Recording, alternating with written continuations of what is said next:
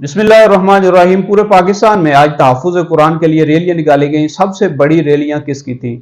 और आईएमएफ की जो टीम है, आईएमएफ का जो वफ्द है, वो बनी गाला में इमरान खान के पास आज क्यों पहुंचा था?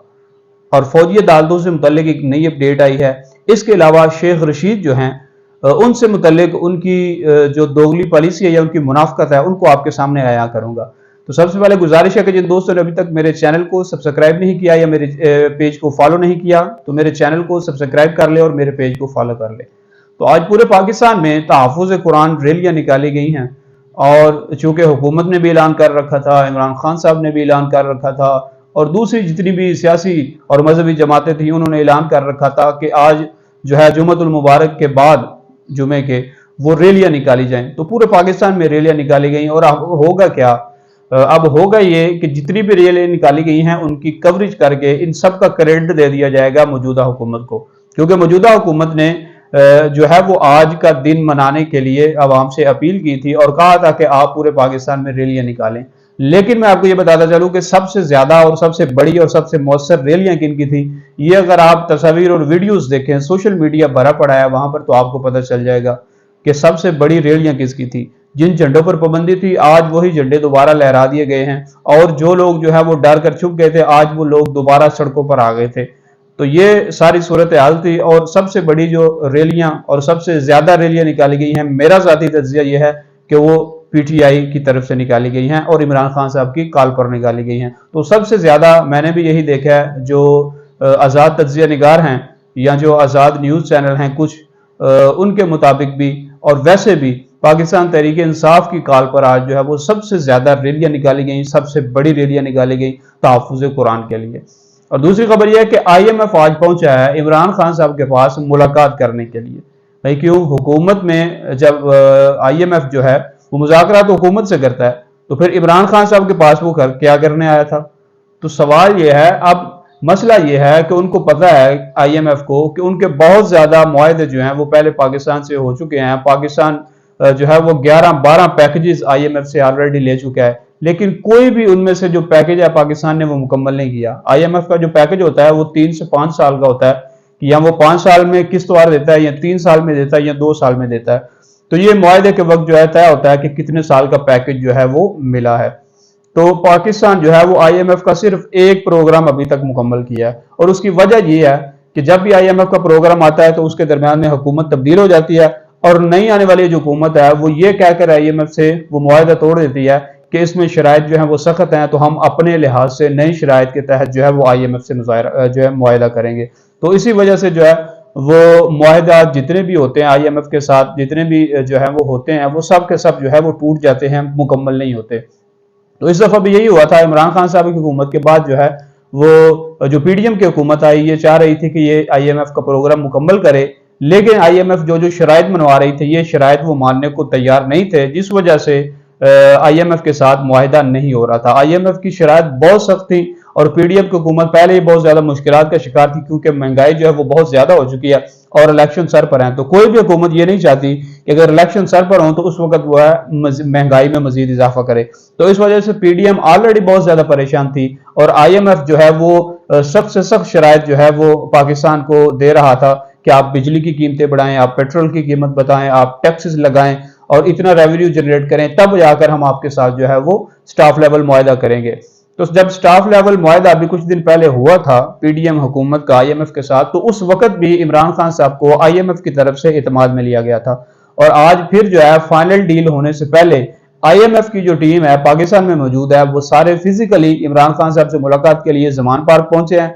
और जो उनके आईएमएफ के जो रहनुमा बाहर हैं, जो अहदेदारान, वो वर्चुअली जो है इमरान खान साहब या जिन्होंने मीटिंग करनी थी। और उस मीटिंग में आईएमएफ ने अब डिमांड क्या किया है इमरान खान से? उन्होंने डिमांड ये किया है कि अगर आप आइंदा हुकूमत में आते हैं इलेक्शंस के बाद, तो आपने कोशिश ये करनी है कि जो कुछ शराइत हमने इस हुकूमत से मनवाई हैं, आपने उनसे पीछे नहीं हटना। अगर आप उनसे पीछे जाएंगे तो हमारा मुआहदा जो है वो दोबारा टूट जाएगा। यानी कहीं ना कहीं आईएमएफ को भी ये उम्मीद है कि हो सकता है कि दोबारा इमरान खान जो है वो इक्तदार में आ जाए। तो इस वजह से उन्होंने इत्तेमाद में लेना जरूरी समझा है इमरान खान को, कि ऐसा ना हो कल को अगर इमरान खान की हुकूमत आती है تو جو ریٹس ہم نے ابھی بڑھوائے ہیں، جو پیٹرول پر ہم نے لیوی جو ہے وہ بڑھائی ہے، ٹیکسز بڑھائے ہیں، ایسا نہ ہو عمران خان کی حکومت آتے ہی دوبارہ وہ ٹیکسز ختم کر دیے جائیں اور لیوی جو ہے پیٹرول لیوی وہ دوبارہ اپنی جو ہے وہ پرانی سطح پر آ جائے، بجلی کے ریٹس کم کر دیے جائیں، گیس کے ریٹس کم کر دیے جائیں، جو فکس ٹیکس لگایا گیا ہے گیس پر وہ کم کر دیا جائے۔ تو اس وجہ سے آئی ایم ایف جا کر عمران خان سے آج ملاقات کر رہی ہے اور ان کو اعتماد میں لے کر ان سے یہ بات کر رہی ہے کہ اگر آپ کل کو حکومت میں آتے ہیں تو برائے مہربانی یہ جو کام ہم نے کیے ہیں، اس حکومت سے ہم نے ٹیکس لگوائے ہیں، آپ ان کو ریموو نہیں کریں گے اور ریسٹور نہیں کریں گے۔ تو اس وجہ سے آئی ایم ایف جو ہے وہ آج عمران خان صاحب کے پاس زمان پارک میں موجود ہیں۔ تو آپ کہہ سکتے ہیں کہ اس معاہدے کے ہونے میں کہیں نہ کہیں عمران خان صاحب کا بھی بہت زیادہ جو ہے وہ کردار موجود ہے۔ اس کے علاوہ فوجی عدالتوں کے متعلق ایک بہت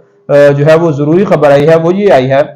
کہ فوجی عدالتوں سے متعلق حکومت نے اب یہ فیصلہ کر لیا ہے کہ فوجی عدالتوں میں 18 سال سے جو چھوٹے ملزم ہیں جن کو پکڑا ہوا ہے اور جو خواتین ہیں ان کا ٹرائل نہیں کیا جائے گا، یعنی جتنی بھی خواتین پی ٹی آئی کی گرفتار ہیں، 9 مئی کے واقعات میں ملوث ہیں، ان کا ٹرائل جو ہے وہ ملٹری کورٹ میں نہیں کیا جائے گا بلکہ سول عدالتوں میں ہی ان کے کیسز جو ہیں وہ چلائے جائیں گے۔ اور جو 18 سال سے چھوٹے ہیں یعنی نوعمر ہیں، ابھی بچے ہیں یا نوجوان ہیں جو 18 سال سے کم کے ہیں، ان کے ٹرائل بھی جو ہیں وہ ملٹری کورٹس میں نہیں کیے جائیں گے۔ اس کے علاوہ ابھی یہ بھی خبر آ رہی ہے کہ حکومت جو ہے وہ بھی کوشش کر رہی ہے کہ عمران خان کا ٹرائل جو ہے وہ بھی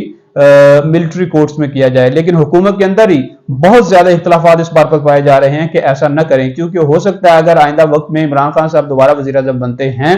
تو پھر جتنے بھی کیسز بنے گے سیاستدانوں پر، ہو سکتا ہے کہ کسی نہ کسی سٹیج پر جا کر ان کے کیسز بھی جو ہے وہ ملٹری کورٹس میں تبدیل کر دیے جائیں، جبکہ عمران خان پہلے کہہ چکے ہیں کہ اگر ان کا مقدمہ ملٹری کورٹ میں چلتا ہے تو وہ لائر نہیں کریں گے بلکہ وہ خود جو ہے اپنے مقدمے کی پیروی کریں گے اور خود دلائل دیں گے۔ اور ان کا کہنا یہ تھا کہ میرے پاس جو کچھ ثبوت موجود ہیں، جتنے مجھ پر حملے کیے گئے، ان تمام باتوں کا ذکر جو ہے وہ میں ملٹری کورٹس کے سامنے کروں گا۔ تو اب دیکھنا یہ ہے کہ حکومت کیا فیصلہ کرتی ہے، لیکن کہیں نہ کہیں نظر یہی آ رہا ہے کہ حکومت یہ گراؤنڈ بنانے کی کوشش کر رہی ہے کہ عمران خان کا جو ٹرائل ہے وہ بھی ملٹری کورٹس میں کیا جائے۔ تو آخر میں شیخ رشید صاحب جو ہے وہ مجھے یاد آئے ہیں، ان کی منافقت میں نے آپ کے سامنے عیاں کرنی تھی۔ مجھے جو ہے وہ کسی پارٹی سے ہمدردی نہیں ہے، میں سادہ سا تجزیہ آپ کے سامنے پیش کرتا ہوں، لیکن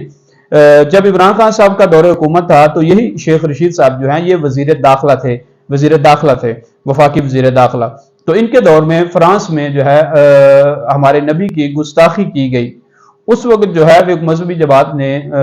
جلوس کا اعلان کیا، دھرنے کا اعلان کیا اور جو ان کا سفیر تھا اس کو ملک بند کرنے کا مطالبہ کیا۔ تو اس وقت کی سٹیٹمنٹ اگر آپ شیخ رشید صاحب کی سنیں تو وہ کہہ رہے تھے کہ اگر ہم نے اس سفیر کو ملک بدر کر دیا تو پورا یورپ ہم سے جدا ہو جائے گا، پورا یورپ جو ہے وہ ہم سے منقطع ہو جائے گا اور تعلقات توڑ لے گا، اور اس وجہ سے ہماری معیشت پر برے اثرات پڑیں گے، لہٰذا ہم کسی طور بھی اس سفیر کو ملک بدر نہیں کریں گے۔ یہ اس وقت شیخ رشید کا کہنا تھا، اور گستاخی کس کی ہوئی تھی؟ ہمارے نبی کی۔ اب کیا ہوا ہے کہ اب چونکہ شیخ رشید صاحب جو ہے وہ اپوزیشن میں موجود ہیں اور کافی دنوں سے جو ہے وہ 9 مئی کے بعد شیخ رشید صاحب کسی نامعلوم جگہ سے صرف ویڈیو پیغام جو ہے وہ اپلوڈ کر رہے ہیں۔ تو آج بھی ان کا ایک ویڈیو پیغام آیا جس میں انہوں نے کہا کہ وہ راجہ بازار سے جو ہے اپنی حرمت